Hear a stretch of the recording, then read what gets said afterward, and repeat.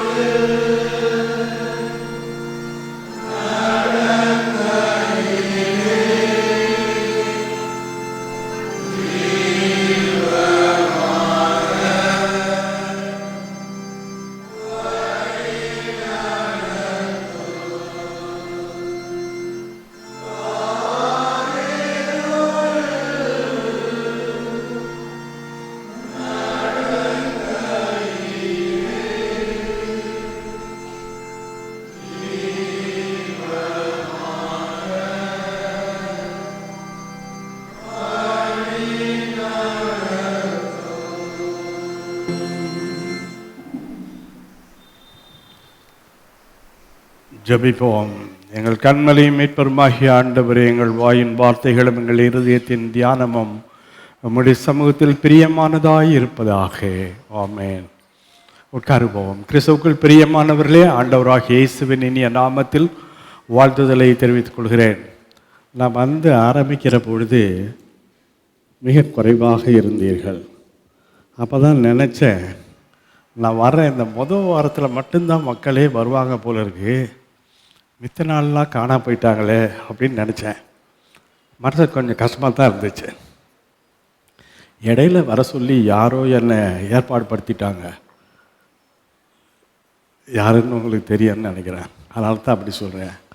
ஆனால் எதுக்கு, என்னத்துக்கு, ஏன், என்ன விஷயம் அப்படிங்கிறதெல்லாம் எனக்கு தெரியாது. ஏதோ வர சொன்னாங்க, வந்துட்டேன், அவ்வளோதான். நீங்கள் யார் கூப்பிட்டாலும் போயிடுவீங்களா அப்படின்னுவீங்க. இல்லை, என்ன இது மாதிரி 3 சபையில் கூப்பிட்ருக்காங்க, நான் எப்படி போவேன்னு எனக்கு தெரியல, ஒரே குழப்பமாக இருக்கே அப்படின்னு சொன்னேன். என்ன செய்கிறது, எந்த ஞாயிற்றுக்கிழமையில் எங்கே போகிறதுன்னே தெரியாது. அப்படியெல்லாம் நான் திக்குமுக்கு ஆடிக்கொண்டு இருக்கிறேன். இந்த வேலைகளிலே நான் என்ன செய்வதென்று சொல்லி நீங்கள் தான் சொல்ல வேண்டும். சிறப்பாக இந்த நாளிலே வாலிப பிள்ளைகள் மிக அழகாக அந்த ஆராதனை முறைமைகளை வரிசையாக செய்தார்கள். ஆனால் நீங்கள்லாம் செய்தீங்கம்மா, எனக்கு கிளியராக கேட்கணும்ல. மைக்கில் நீங்கள் கணீர்னு பேசணும், நல்ல சத்தமாக பேசணும், அப்போ தான் எனக்கு கேட்கும். நான் பின்னால் உட்காந்துருக்கேன், அதுங்கிறத மறந்துடுறீங்க. நான் ஒருத்தன் கேட்குறேன் அப்படிங்கிறதே மறந்துடுறீங்க போல்.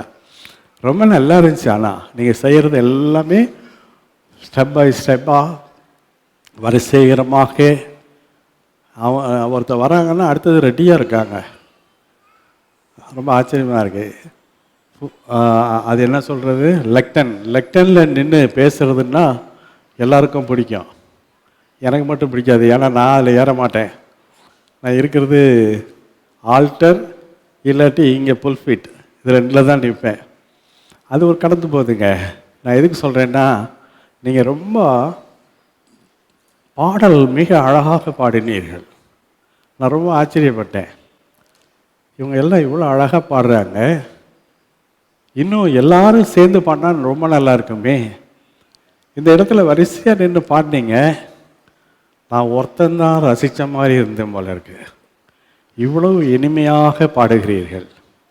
உண்மையிலேயே ஆண்டவர் உங்களுக்கு இனிமையான குரலை தந்திருக்கிறார். ரொம்ப காலத்துக்கு முன்னால் நான் மார்த்தாண்டத்தில் இருந்தேன். மார்த்தாண்டத்துக்கு பக்கத்தில் பள்ளியாடின்னு ஒன்று இடம், அதுக்கும் பக்கத்தில் கப்பியரன்னு ஒரு இடம். இந்த இடங்களிலெல்லாம் நான் இருந்தேன். அதில் பள்ளியாடியில் இருந்துட்டு மார்த்தாண்டத்துக்கு நடந்தே வருவேன். ஏன் அப்படின்னா, அப்போல்லாம் அதெல்லாம் சொல்லக்கூடாது. என்ன, ஏன், எதனால் வரல அப்படிங்கிறதெல்லாம் சொல்லக்கூடாது. தனியாக கேளுங்க, சொல்கிறேன். சரி. அதாவது அங்கேருந்து வரும்போது என்ன செய்வேன் தெரியுங்களா, யார் யாருக்கெல்லாம் என்னென்ன வேண்டும் அப்படின்னு எல்லாம் ஒரு பெரிய லிஸ்ட்டு வச்சுருப்பேன். இந்த லிஸ்ட்டை வச்சுட்டு இத்தனை பேருக்கு நம்ம வாங்க வேண்டியிருக்கு, சொந்தமாகவே வாங்கி கொடுக்க வேண்டியிருக்கு அப்படின்னு நினச்சிட்டு சில காரியங்களை செய்வதுண்டு. எனக்கு இன்னைக்கு நீங்கள் ஆராதனையிலே கலந்து கொண்டதை குறித்து அதிக மகிழ்ச்சி, ரொம்ப சந்தோஷம் எனக்கு. நீங்கள் சின்ன வாலிப பிள்ளைகள் அனைவருமே வரிசைகரமாக நேர்த்தியாய் நிதானமாய் சரியாய் எல்லாம் அக்யூரேட்டாக சொல்லுவாங்க இல்லையா, பர்ஃபெக்ட் அண்ட் அக்யூரேட், இந்த முறையில் நீங்கள் கரெக்டாக செய்கிறீங்க அப்படிங்கிறத நான் பாராட்டுகிறேன் உங்களை. அது மாத்திரமல்ல, உங்களுக்கு ராஜீவ் காந்தியை தெரியுமா? ராஜீவ் காந்தியை என்னங்க அவரை போய் இப்படி கேட்டுட்டீங்க அப்படின்ட்டு. இல்லை, ராஜீவ் காந்தியை தெரியுமா அப்படின்னா யாருமே சிரிக்க கூட மாட்டேன்றீங்க. அந்த பெரிய மகானே தெரியாதா எங்களுக்கு அப்படின்னு சொல்ல வேண்டாம். ஆனால் இங்கே பாருங்கள், என்ன தெரியுமா, இந்த ராஜீவ் காந்தி வரும்போது ஒரு நாள் என்ன செய்தார்னா, அவர் எடுத்துக்கொண்ட முயற்சியை தான் சொல்ல போகிறேன், வேறு ஒன்றும் நான் சொல்ல போகிறதில்ல, கதையெல்லாம் சொல்ல போகிறதில்ல. ராஜீவ் காந்தி வந்தார், பல இடங்களுக்கு சென்றார். உடனே அவர் சென்று கொண்டிருந்த வாகனத்தை நிறுத்தும்படி கேட்டுக்கொண்டார். உடனே நீ ஓட்டுறது சரியில்லை, இறங்க கீழே அப்படின்ட்டாரு. டிரைவரை இறங்குன்னு சொன்னதையும் அவன் உடனே இறங்கிட்டான். இறங்கிட்டு வேறு பின்னால் எங்கே சீட் கிடைக்குதோ அங்கே உட்காந்துட்டான். ராஜீவ் காந்தி அந்த ஜீப்பை வேகமாக ஓட்டினார், வெகு வேகமாக ஓட்டினார். அதனால் என்ன ஆச்சு தெரியுமா? ஒன்றும் ஆகல. என்ன ஆச்சுன்னா, அவர் காரே தெரியாமல் போயிடுச்சு. ஏன்? அவர் போகிற இடங்களிலெல்லாம் மண் பாதைகள். மண் பாதையிலே வேகமான ஒரு ஜீப் போனால் எப்படி இருக்கும், ஒரே புழுதி அடித்து இந்த காரையே மறைச்சிடுச்சு. இப்போ எந்த திசையில் போச்சுன்னு தெரியாது. பின்னால் வந்த வேகமாக வந்த வாகனங்கள், அவருக்கு பாதுகாப்பாக வந்தவர்கள் எல்லாம் என்ன செய்தாங்கன்னா, இவரை எப்படி கண்டுபிடிக்கிறதுன்னு தெரியாமல் வேறு வழியில் போயிட்டாங்க. இவர் இந்த வழியில் தான் போயிருப்பார்னு சொல்லி வேறு வழியிலெல்லாம் போயிட்டாங்க. அவர் எங்கே போனார்னு தேடுன்னு தேடுறாங்க.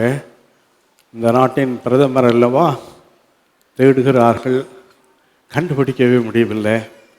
கடைசியாக ரொம்ப நேரம் கழித்து கண்டுபிடிச்சாங்க. எப்படி கண்டுபிடிச்சாங்கன்னா, ஒரு இடத்திற்கு போனார்கள். சரி, இங்கே என்ன ஒரு குடிசை ஒன்று இருக்குது, சாதாரண எளிமையான ஒரு குடிசை ஒன்று இருக்குது, அப்போ எட்டி பார்ப்போமே அப்படின்னு பார்த்தாங்க.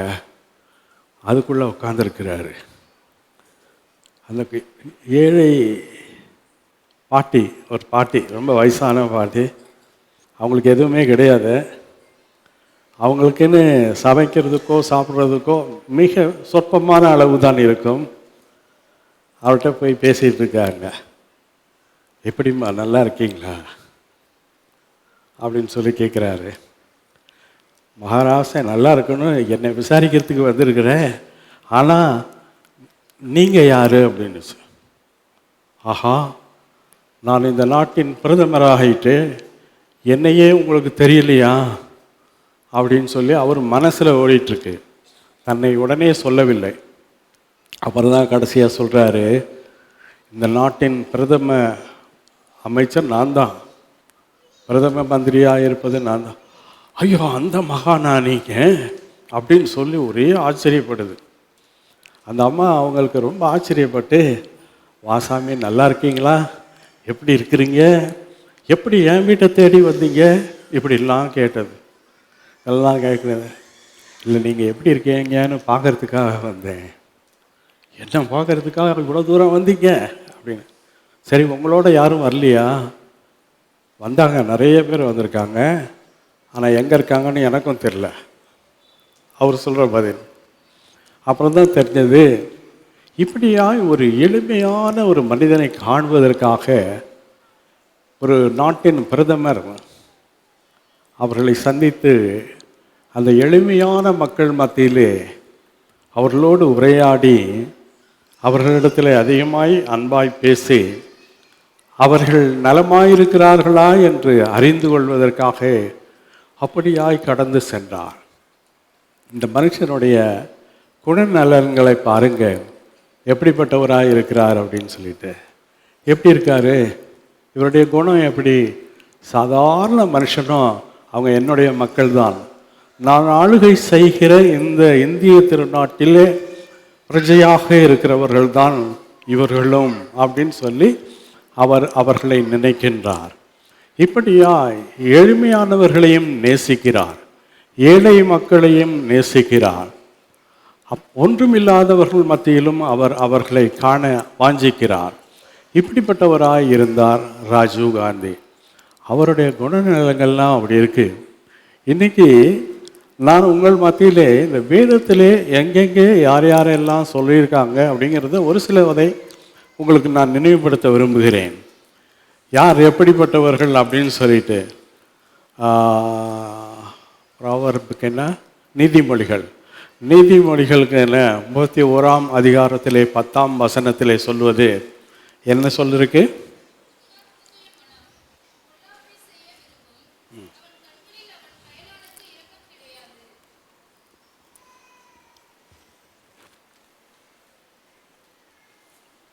முப்பத்தி 31:10 அதானா?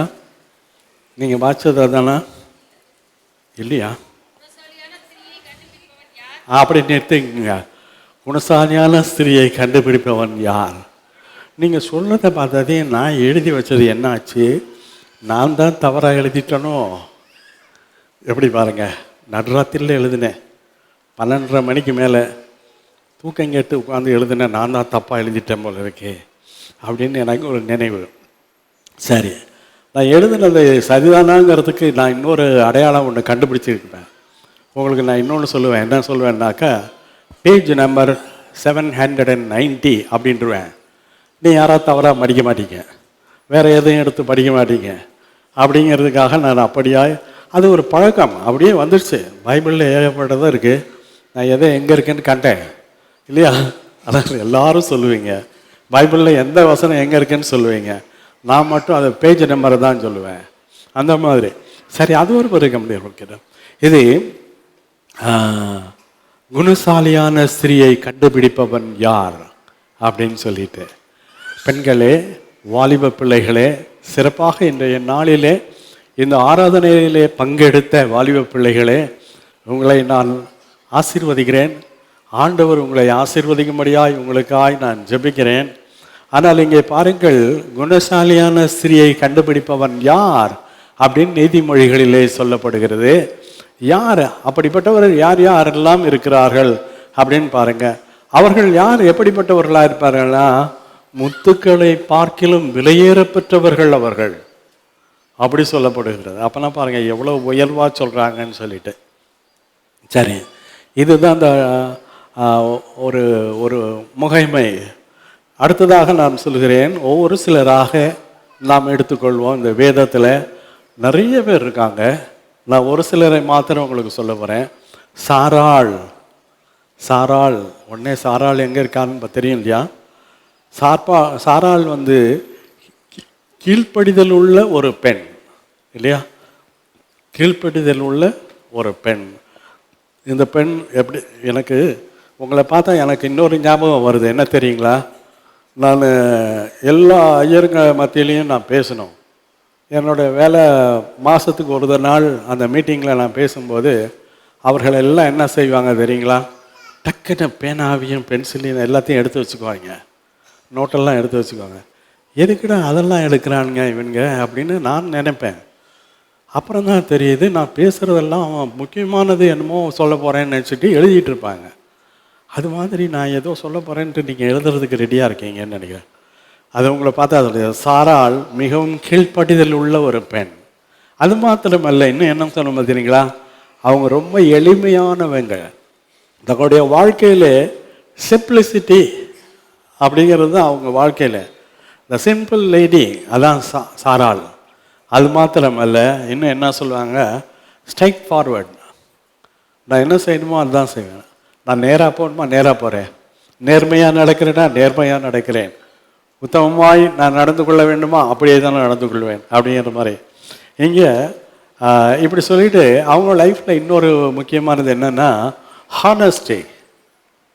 ஹானஸ்ட் லேடி அப்படின்னு சொல்லலாம். அவர்கள் அப்படியாக இருக்கிறார்கள்.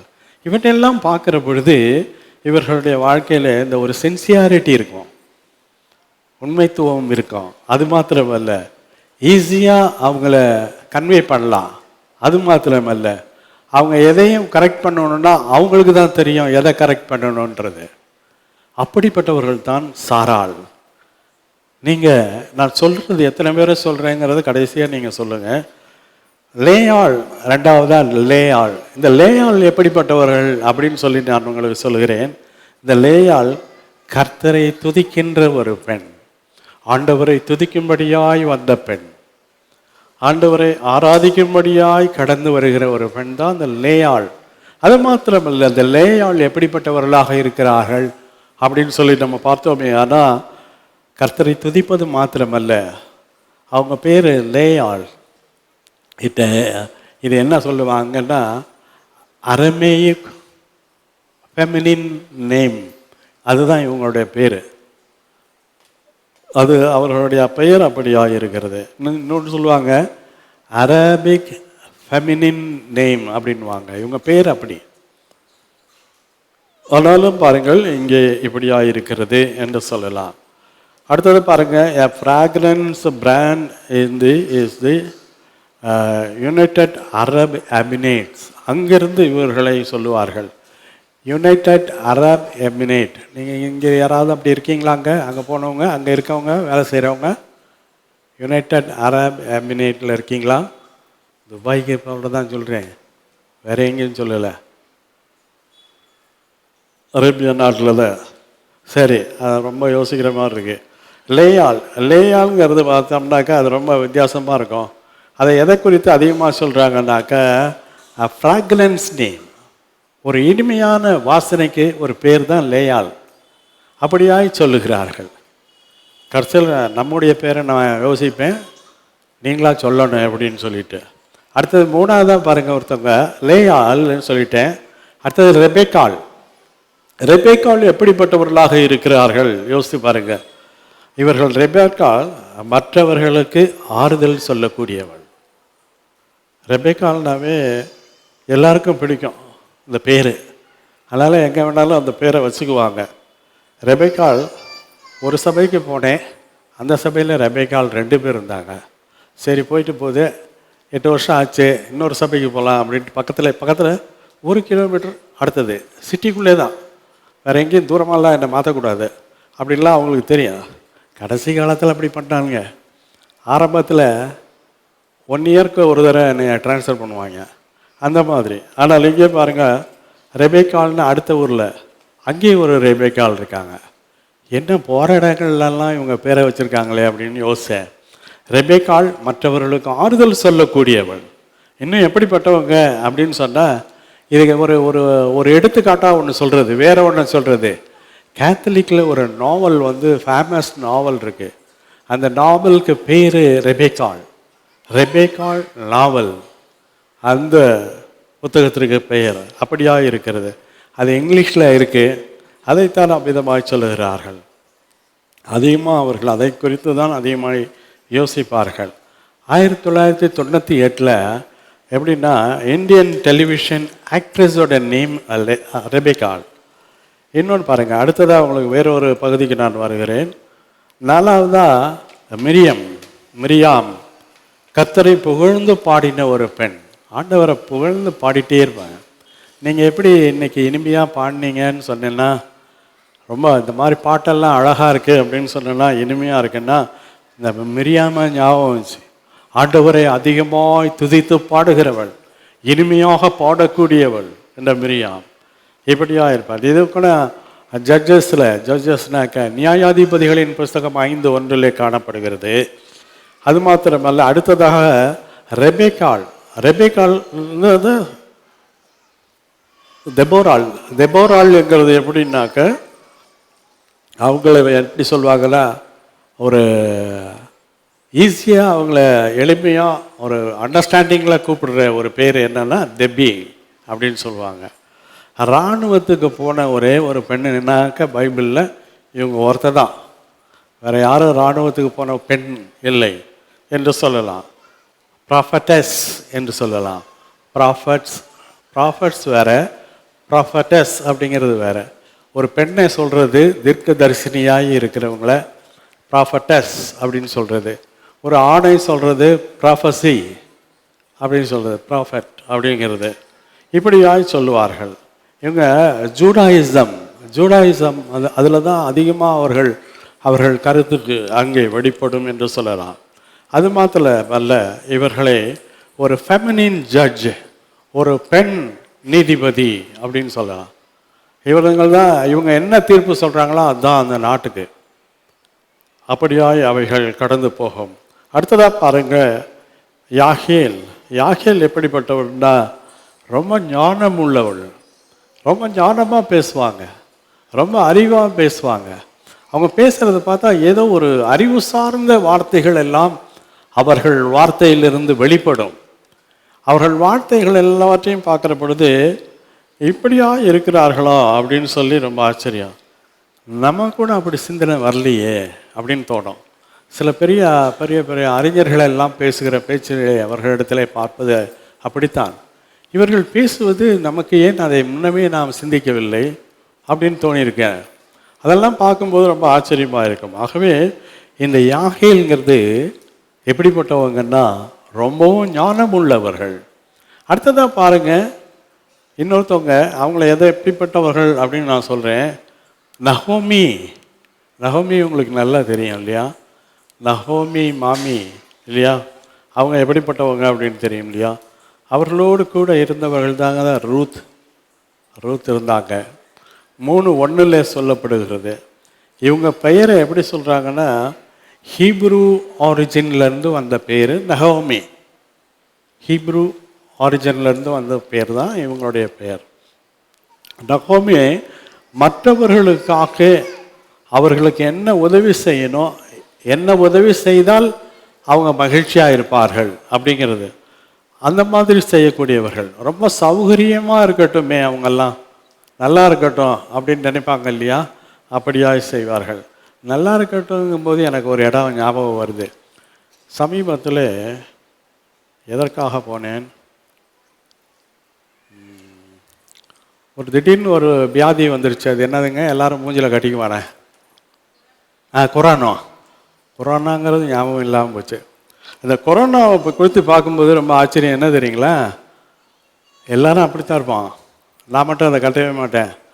வரட்டும், கொரோனாவை நான் பார்த்துக்கிறேன் அப்படின்னு தான் இருந்தேன். ரொம்ப சவால் விட்டேன் எங்கள் வீட்டில் எல்லாம். இன்றைக்கி கொரோனா இந்த பக்கம் வரப்போகுது, அது வந்ததையும் அது எப்படி இருக்குன்னு நான் பார்க்க தான் போகிறேன். அதை பார்க்குறது மாத்திரமல்ல, அதை கிட்ட போய் அதை அடிச்சுட்டு கொண்டுட்டு தான் நான் வரப்போகிறேன் அப்படின்னு. அது எப்படி இருக்குன்னே கடைசி வரைக்கும் தெரியல. என் கண்ணுக்கு மட்டும் தெரியவே இல்லை. இப்படி இருந்தது கொரோனா. இந்த கொரோனா டயத்தில் என்னன்னாக்க, ரொம்ப சௌகரியத்தை விரும்புகிறதுக்கு ஒரு காலேஜிலேருந்து, எந்த காலேஜுன்னு தெரியும், நான் மாற்றி சொல்கிறேன், ஒரு காலேஜிலேருந்து அதில் இருக்க ப்ரொஃபஸர்ஸ் எல்லாருமே சேர்ந்து சாப்பாடு சமைத்தார்கள், இனிமையான சாப்பாடு சமைத்தார்கள். அது யார் யாருக்கெல்லாம் கொண்டு கொடுத்தேன்னு சொன்னால் தான் சிரிப்பு வரும். அது என்னுடைய கார்லேயே எல்லாத்தையும் சாப்பாடையும் எடுத்து வச்சுட்டேன். ஒரு 100 பொட்டலம் டிக்கியில் வச்சுட்டேன், இன்னொரு 100 பொட்டலம் என்னுடைய பேக்கில் இருக்க சீட்டில் வச்சுட்டேன். எல்லாம் வச்சுட்டு கொண்டு போகிறேன். நான் ஒருத்தனே ஓட்டிகிட்டு போகிறேன். எனக்கு ஒரு ஃப்ரெண்டு இருக்கான், வந்து 4 மாவடியில் இருக்கான். அவங்க தான் எங்கள் சர்ச்சில் உள்ளவங்க. அவங்கள கூட்டிகிட்டு போகிறேன். கூட்டிகிட்டு போகும்போது தான் என்ன, எங்கே கூட்டிகிட்டு போகிறேன்னா, இப்போ நம்ம எங்கே போகலான்னு போயிட்டு இருக்கும்போது தான் பேசுவேன். அது வரைக்கும் எங்கே போகிறேன்னு யாருக்கும் தெரியாது. போயிட்டுருக்கும்போது போவோம், எங்கேயாவது ரொம்ப ஏழையான மக்கள் இருக்கானா பாரு, அவங்ககிட்ட போய் நிறுத்துவோம் அப்படின்வேன். அன்னைக்கு நான் இதே ட்ரெஸ்ஸில் தான் இருக்கணும், அது ஒரு கட்டுப்பாடு அவங்க விதித்தது. அப்படி இப்படியாக இருக்கும்போது அவங்களெல்லாம் பார்க்கும்போது, சாலையிலே யார் யாரெல்லாம் உணவில்லாமல் இருக்கிறார்களோ, பட்னியாக இருக்கிறாங்களோ, முகத்தை பார்த்தாலே தெரியும். சிலருடைய முகத்தை பார்த்தாலே தெரியும், சாப்பிட்டு ரொம்ப நாளாக மாதிரி இருக்கானே அப்படின்னு தோணும். அவங்கக்கிட்ட எல்லாம் போய் சாப்பாடெல்லாம் கொடுத்துட்டு, அதில் என்னென்ன ஸ்பெஷல் என்னென்னா எல்லாத்துக்கும் பிரியாணி தான், வேறு எதுவும் வராது. ரொம்ப ஹைலியான ரொம்ப டேஸ்டியான பிரியாணிலாம் வரும். பெரிய பெரிய காலேஜிலேருந்து ஃப்ரீயாக கொடுக்குறாங்கன்னா பார்த்தீங்களேன். கொடுக்கும்போது இதில் போலீஸெல்லாம் வந்து நிற்பாங்க, போலீஸ் டிபார்ட்மெண்ட் அதில் உள்ளவங்கெல்லாம் வந்து நிற்பாங்க. அவங்க சொல்லுவாங்க, சார் நீங்கள் என்ன சாப்பாடு கொடுக்குறீங்க அப்படின்பாரு. அப்போ என்ன சாப்பாடு இருக்குது, நீங்கள் சாப்பிட்றீங்களா அப்படின்னு. சாப்பிடுங்கன்னா நான் கொடுக்குறேன் அப்படின்னு. சாப்பிடாம தூக்கி போட்டிங்கன்னா வேண்டாம், இது எல்லோரும் ஏழைங்க சாப்பிட்றது தான் இது அப்படின்னு சொன்னேன்னா, உடனே ஒரு இன்ஸ்பெக்டர்லாம் வாங்கிட்டார். வாங்கிட்டு எல்லோரும் உட்காந்து சாப்பிட்டாங்க. சார் ரொம்ப நல்லா இருக்கு, மறுபடியும் வேணுமா, நான் தரட்டும்மா, வீட்டுக்கு எடுத்துகிட்டு போகிறீங்களா அப்படின்றேன். அவர் ரொம்ப ஆச்சரியப்பட்டு சிரிப்பார், என்ன ரொம்ப ஜாலியாக பேசுகிறாரு அப்படின்ட்டு. ஆனாலும் இதெல்லாம் எப்படி இருக்கும், இதுதான் மற்றவர்களுடைய சௌரியத்தை விரும்புவது, மற்றவர்களுக்கு எது தேவையோ அதை அணுகுவது, அதை செய்கிறவங்க தான் நகோமி. இந்த நகோமி அப்படிப்பட்டவர், மற்றவர்களுடைய சௌகரியத்தை விரும்பி அதை தேடி தந்த ஒரு பெண் தான் இந்த நகோமி. நகோமியை வேறு யாரும் அல்ல. அவர்களை என்னுடைய மனப்பான்மையை நீங்கள் யோசித்து பாருங்கள், எப்படிப்பட்டவர்களாக இருக்கிறார்கள் என்ன. ஹீப்ரூ ஆரிஜின் இவர்கள்ட்ட இருக்கு, அப்படிப்பட்டவர்களாக இருக்கிறார்கள். இவர்களோடு இருந்த பெண் தான் ரூத் அப்படிங்கிற ஒரு பெண். இப்படியெல்லாம் இருக்கிறார்கள். அடுத்ததாக இன்னொருவரை பாருங்கள், 8வதாக குணசாலியான பெண் அப்படின்னு சொல்லி ஆரம்பிக்கும்.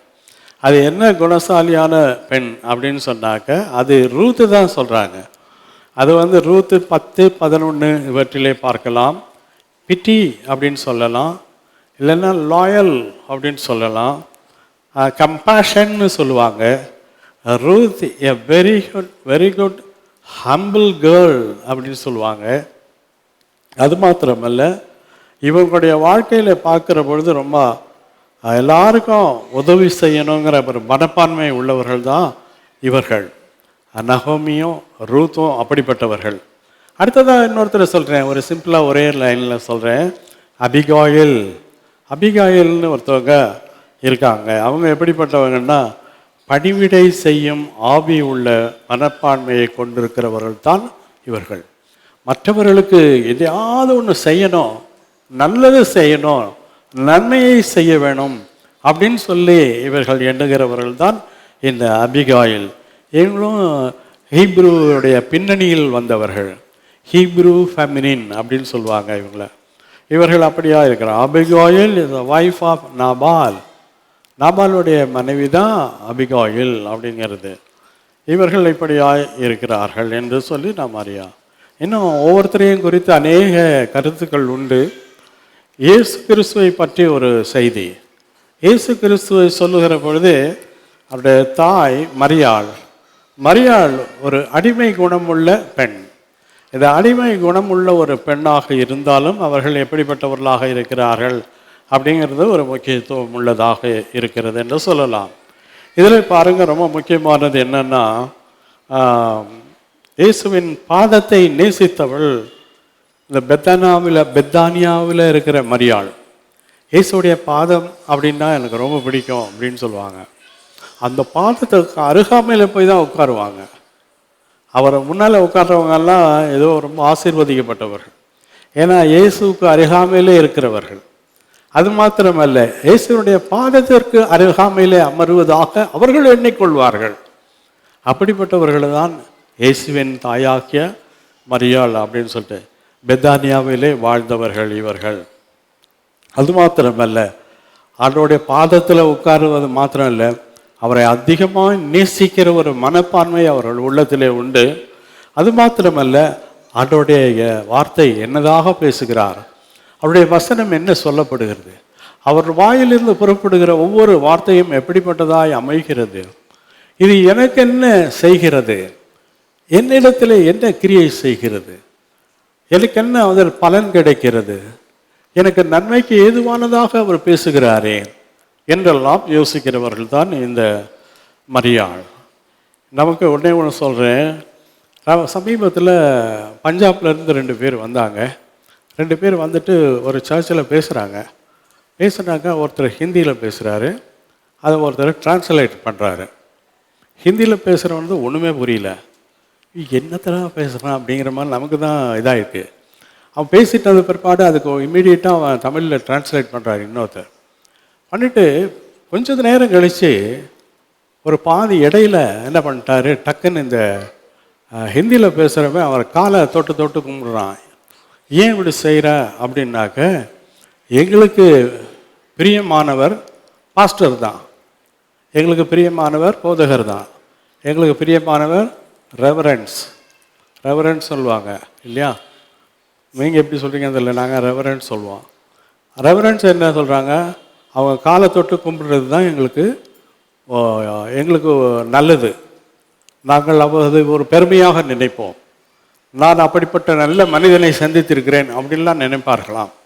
அதனால் நாங்கள் காலை தொட்டு கும்பிடுவோம் அப்படின்றாங்க. இது பஞ்சாபுடைய பண்பாடு. பஞ்சாபில் இன்னும் அதுக்கு மேலே அவங்க துப்பாக்கி கலாச்சாரம் வச்சுருக்கான். யாராவது ஒருத்தன் எதிர்த்து பேசினா டப்புன்னு துப்பாக்கி எடுத்த உடனே ஷூட் பண்ணி விட்ருவான். அது நிறையா இருக்குது. ஆனால் இங்கே பாருங்கள், இப்படியாய் அவர்கள் இருக்கிறார்கள். தொட்டு வணங்குகிற ஒரு பண்பு அவர்களிடத்தில் அதிகமாய் காணப்படும். அது மாதிரி இயேசுவின் பாதத்திலே இந்த மரியாள் அவருடைய பாதத்திலே வணங்குகிறவர்களாய் இருக்கிறார்கள் என்று சொல்லலாம். இப்படியாய் அவர்கள் காணப்படுகிறார்கள். கிறிஸ்துவுக்குள் பிரியமானவர்களே, இன்றைய நாளிலே குணசாலியான பெண்ணை கண்டுபிடிப்பவன் யார் அப்படின்னு ஒரு கேள்வி கேட்டான் இல்லையா? அப்படி தானே முதல்ல வந்தது. முதல்ல இருக்க வசனம் அப்படி தானே சொல்லிச்சு. அதாவது நீதிமொழிகள் 31:10 சொல்லப்படுவது அப்படித்தானே சொல்லுது. குணசாலியான ஸ்திரீயை கண்டுபிடிப்பவன் யார் அப்படின்னு சொல்லிட்டு அவங்க எதனால் கேட்குறாங்க அப்படின்னாக்க அவளுடைய விலை முத்துக்களை பார்க்கிலும் விலையேற பெற்றது. ஆகவே தானே அதை அப்படியா கேட்குறாங்க. இப்போது இந்த சாராள், லேயாள், ரெபேக்காள், மிரியாம், தெபோராள், யாகேல், நகோமி, இன்னும் குணசாலியானவர்கள் யார் யாரெல்லாம் இருக்காங்க அப்படின்லாம் பார்க்கும்போது அபிகாயில், இயேசு கிறிஸ்துவோடு இருக்கிறவர்கள், மரியாள், இவங்க எல்லாம் குணசாலியான ஸ்திரீகள். இவர்கள் எல்லாம் வேதத்தில் பார்க்கிறோம். இன்னும் அநேகர் உண்டு. அவருடைய குணங்கள் எல்லாம் பார்க்கிற பொழுது மிகவும் மேலானதாக காணப்படும். எங்கே நம்முடைய குணம் எப்படிப்பட்டதாக இருக்கிறது? நம்முடைய சிந்தை எப்படிப்பட்டதாக இருக்கிறது? நாம் எப்படிப்பட்டவர்களாக இருக்கிறோம்? சற்று யோசித்து பாருங்க. ஆண்டவர் உங்களை நன்மையின் பாதைகளிலே வழி நடத்துவாராக. தலைகளை தாழ்த்தி ஜெபம் செய்வோம். மகா இரக்கமும் கிருபையும் மிகுந்த எங்கள் நல்ல ஆண்டவரே, இதோ இந்த நாளிலே உம்மை நன்றியோடு துதிக்கிறோம், உம்மை ஸ்தோத்திரிக்கிறோம், உம்மை தொழுது கொள்கிறோம். இம்மட்டும் மானியர் எங்களை வழி நடத்தினதற்காக உமக்கு துதி ஸ்தோத்திரங்களை எடுக்கிறோம். ஆண்டவர் தாமே நீர் செய்து வருகிற எல்லா விதமான பிரயத்தனங்களுக்காக நன்றி சொல்லுகிறோம். தொடர்ந்து உமக்கேற்ற பாத்திரங்களாக நீர் எங்களை வணைந்து கொள்ளும். ஆசீர்வதியும். இயேசுவின் இனிய நாமத்தில் வேண்டுதல் செய்கிறோம் பிதாவே. ஆமென்.